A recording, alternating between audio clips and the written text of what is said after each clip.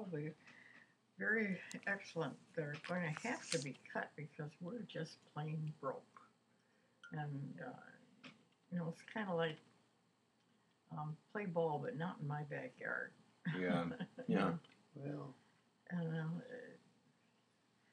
it's gotten to the point where it's drastic on a national scale as well as the other.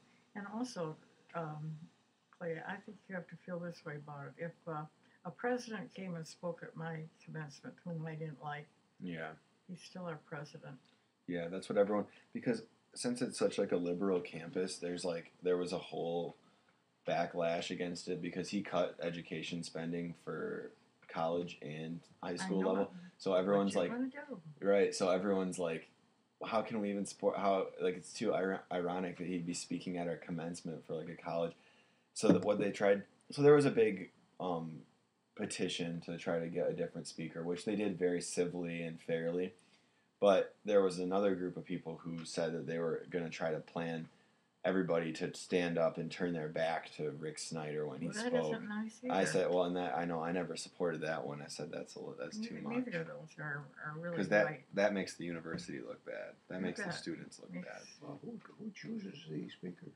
I don't know. I mean, they've got some commencement committee. I imagine. Probably every time they have a new governor, they have the governor speak. Yeah, well, and that's the other thing. They've always done that, but they always have another one. So last year we had Jennifer Granholm and Barack Obama speak, and the year before that they had Jennifer Granholm and somebody else speak. But this year we just get Rick Snyder, no somebody else. Mm-hmm. Is there any coffee in here? Yeah. Oh, I don't know. In this? Push it. There's not a lot, I can tell you that. Well, there's just enough. I don't need much at all. Mm-hmm.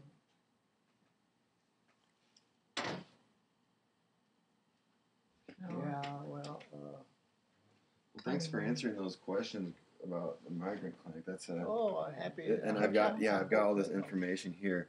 Did you tell them about Irene? Pardon? About Irene?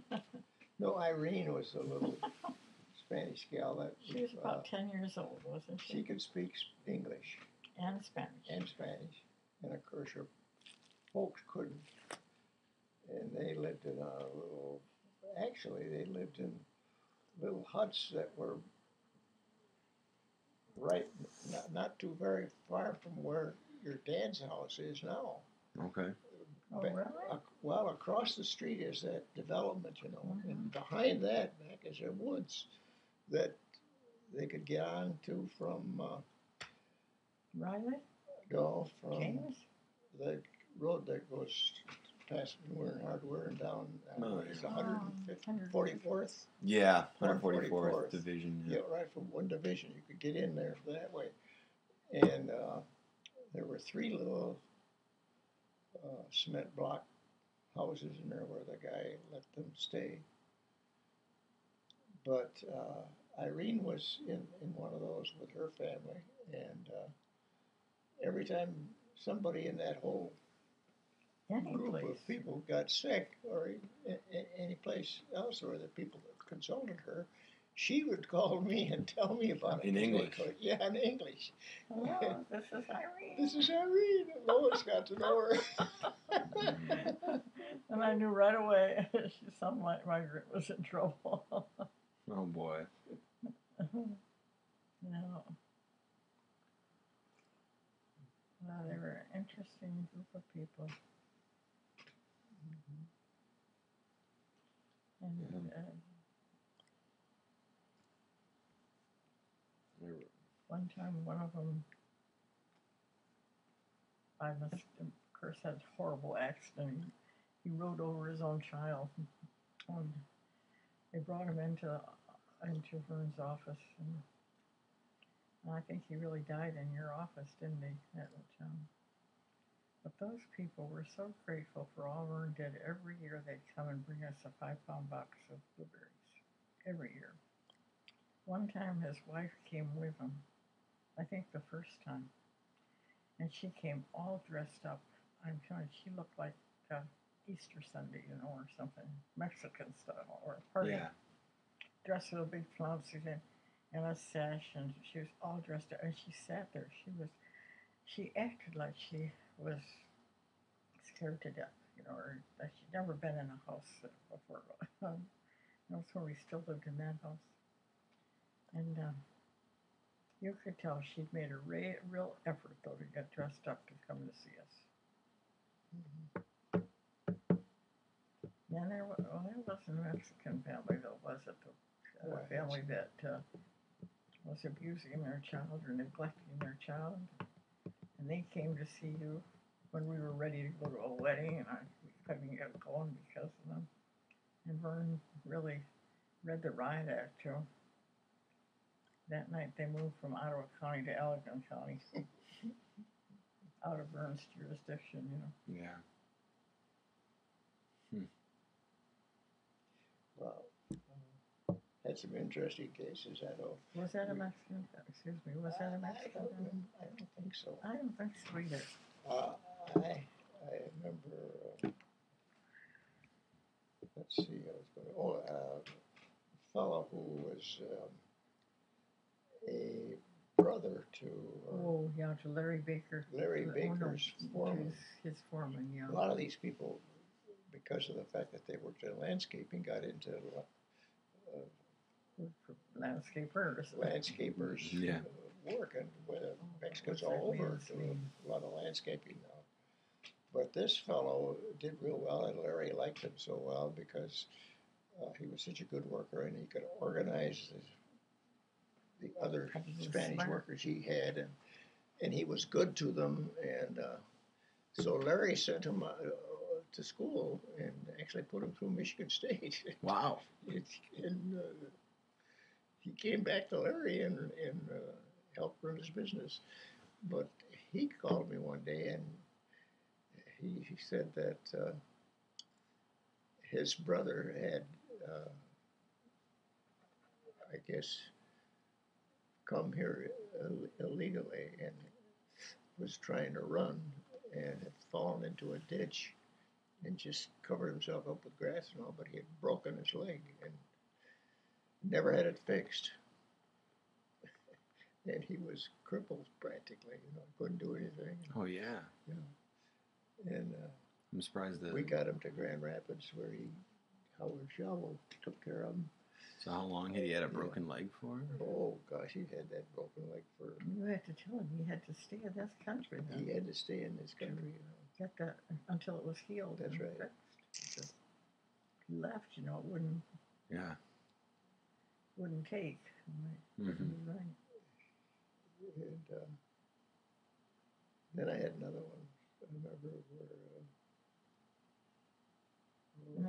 And that man who asked you to see it, I thought it was a brother-in-law, it doesn't matter anyway, who asked you to see that, the second man, when I had a broken leg, was so grateful, partly because in the Mexican family, of course, he was going to have to be responsible for supporting two families, his relatives. Yeah. And it wasn't that the relative wasn't willing to work, it was just that's asking a lot. Hurt his leg. Yeah.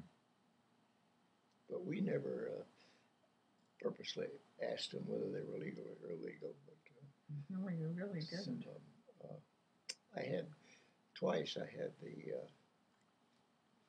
migration office charge into my office and pull people out of the waiting room. And the patient I was seeing one time had to go with them to leave because they were illegal and somebody had gotten their license plates. So he just asked for all the people's cards when he would go in the office? Yeah. He didn't. Did he ask you much, or did he try to tell you that you should be making sure they weren't illegal? Or Well, I didn't know any license plates or anything, but they didn't say anything about me. They just claimed that these people were illegal and they were taking them, and they didn't ask me or anything. I don't think you ever told me that. Yeah, just charged in there and picked them off, took them and sent them back. That must have been kind of upsetting. Mr. Ramirez. That must have been kind of upsetting to be there for. Yeah, it was, but. That's one of our neighbor girls, Mary Pat. Really Tim's age, your dad's age, Lauren. was so upset because she had some friends who recently had that happen to them. And the parents were illegal and not the children. And the children ended up, I believe, staying here. The parents went back to Mexico. Oh, she wrote really a seething letter to the Sentinel about it. And I asked her about that later. She still was pretty upset. Naturally. Yeah, naturally, right. She's married to a Spanish fellow. Phil Mm-hmm. Ramirez. Ramirez. But Mhm. of course, he's high class. He came Oh, from, he's a neat guy. He came from where? he came from a higher class family too, and he He didn't came come here from from higher. what's the name of that city down quite far down in Mexico? It starts with a V. Villarreal. On the coast. Villarreal. It might be it. I can find it on the map. Veracruz. L'Oreal. I'll show you where it is on the map a minute. I think. Is it right on the coast? Yeah, there's one. I met his mother one time. He said she's real old, and he told me how old she was, and she was younger than I am.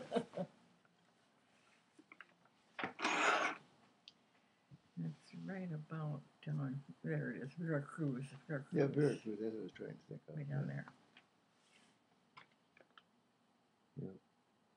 See, right on the coast. Mm-hmm. Yeah, that's a little more of a affluent area. The way that we've been learning about it in class is that this belt right in the south, in the middle of Mexico, is where most of the people are concentrated, and then the north is very industrialized and kind of disparate. It's just naturally, geologically, not as nice of a place to live. Really hot and mountainy. And then the south is where there was the most concentrated indigenous population when the Spanish came, and they really didn't want much to do with those Mayans who were in the Yucatan, where Cancun is now, and down here in Guatemala. They more exploited the Aztecs, which were Mexico City. Has always been a city. Mexico City was a city before Paris was. Mm-hmm. It was a city. It was a city at the same time that Jerusalem was. That's a big. You know, it's this is a. It's so sad what happened when the Spanish went there. It's so sad. And you know that Baja Peninsula is just. Mhm. Oh, nobody drives down that alone. You drive, you go in a caravan, and it's just jungle until you get down to the bottom to La Paz. It's very unusual country. In our history as United States and Mexico, actually, we almost, in a sense, took away a heck of a lot of our Western countries, Western states from Mexico. Oh yeah, Texas, exactly. You're right. It Arizona. used to go up to here, and then this whole strip here down to Louisiana and Florida used to be French. Yeah. True. And the whole of Canada, Mm-hmm. and then this used to all be Russian. Mm-hmm. I don't know how we got that from the Russians. I couldn't tell you. I think we bought it. Purchase. It was a purchase. And then was Hawaii just indigenous when we went there, or wasn't Hawaii? Was Hawaii discovered by the British, or I don't know. I think it Discovered by was. Captain Cook. Yeah. Captain Cook was British. Yeah. I think it was You know, indigenous. They people requested. laugh. Not that I am sticking up for Sarah Palin or anything, but she said, that from my window I can see Russia, and people laugh about that, but really and truly.